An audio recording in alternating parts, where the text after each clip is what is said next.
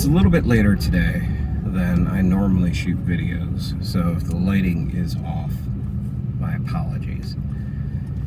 So I'm on my way back from picking my daughter up from daycare, and I was listening to the Battlestar Galactica soundtrack. And people who follow me either on Facebook or on my blog have heard me talk so many times about BSG or reference it. Well, one of the things that I don't like doing is I don't like being reactionary. I don't like making dire predictions or fear-mongering. It drives me up the wall. If I'm critical of the media for doing it, then I can't do it myself, because that would make me hypocritical rather than critical. So, back in January, and I would have to go back and look at the date, I like to bookmark things, and I bookmark them either in a public way or in a private way so that I kind of can re-engage on something later when I have a little bit more time to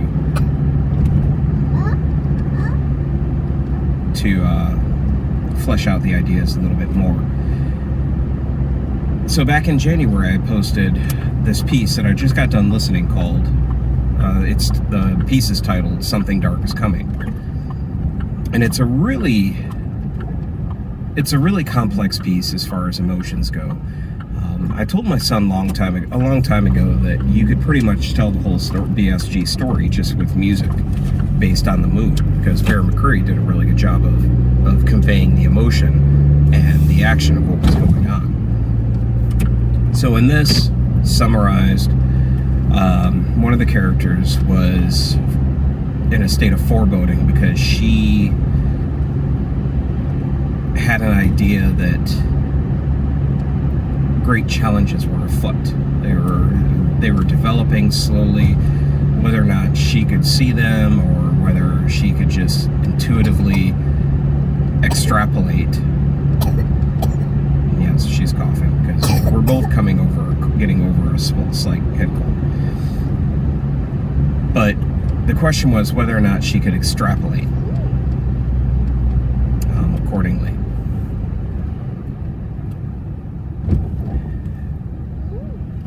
So the reason why it's significant is because I can trace when I first realized how bad COVID was going to get, because I just posted a link to the YouTube video of that piece. No explanation, nothing. That was my bookmark. Because I knew from being a history guy, history nerd, and knowing how reactionary we can be both as people and as media, social and traditional, I knew that it wasn't going to be good. I had no idea it was going to be as bad as it did get, but was it really? So that leads me into an explanation of the evolution of my own thought processes. When I first started writing, I used the term, right? I just used the plume, the pen name of Columbus Cynic, because I have very weird ideas about privacy, even though in this day and age, there is no such thing as privacy when it comes to anything digital. But I didn't want my name being out there because it just didn't make any sense. I'm not going to post under my own name. So I used the term Columbus Cynic because at the time I was going through a really, really bad transitional time in my life. And I was living in Columbus, Georgia.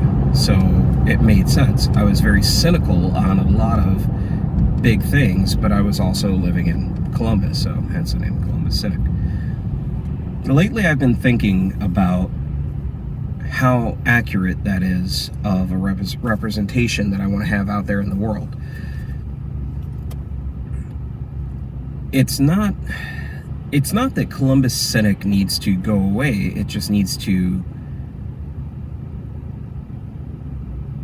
That was a time in my life that I've kind of moved beyond.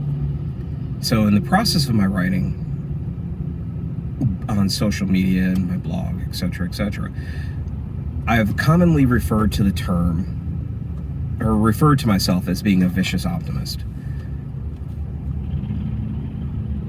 To me, being a vicious optimist is better than being a cynic, because you're optimistic, but you're not naively optimistic. You're aggressively optimistic. It's more of a Henry Rollins type of attitude towards the potential that we can be, or that society can be. You okay? You're fine? Okay. So I'm thinking about just slowly changing everything over to being instead of Columbus Cynic, posting as the vicious optimist. Yes, I realize I'm overthinking this way too much, but this goes back to what I was originally leading into with this piece by Bear McCreary. Something Dark is Coming is complex, as I stated before. It's very foreboding, but at the same time, it's actually very beautiful in texture. There is a subtle, understated, suggested hope in this piece that really kind of reflects how I view a lot of things. Because being a fan of history, a student of history, you realize that we can go through some really, really dark times. We inflict the worst evils upon ourselves.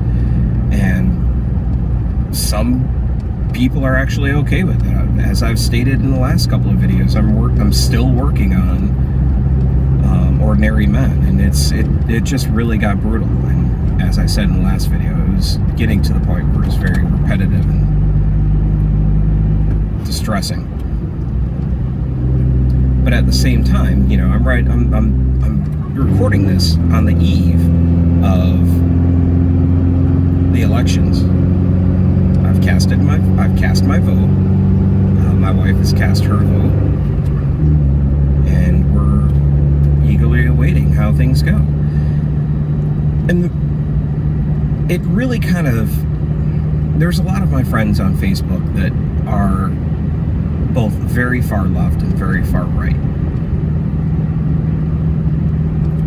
And for them, something dark is truly coming. They view things as, this isn't going to be good at all if things go opposite or counter the way that they would like. But I can't simplify my own beliefs in that way. I can't look at things with a catastrophic view.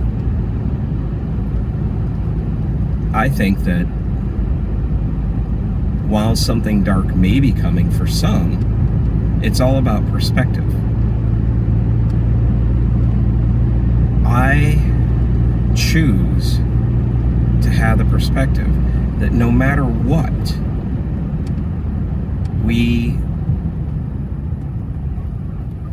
rise in the face of adversity.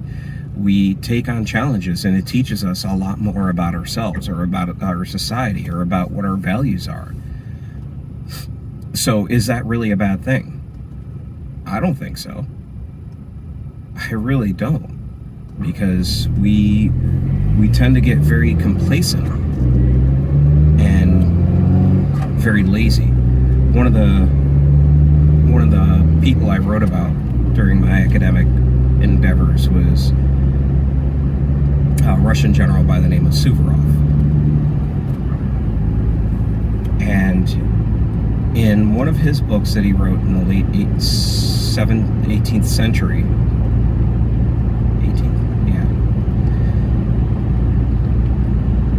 he wrote, without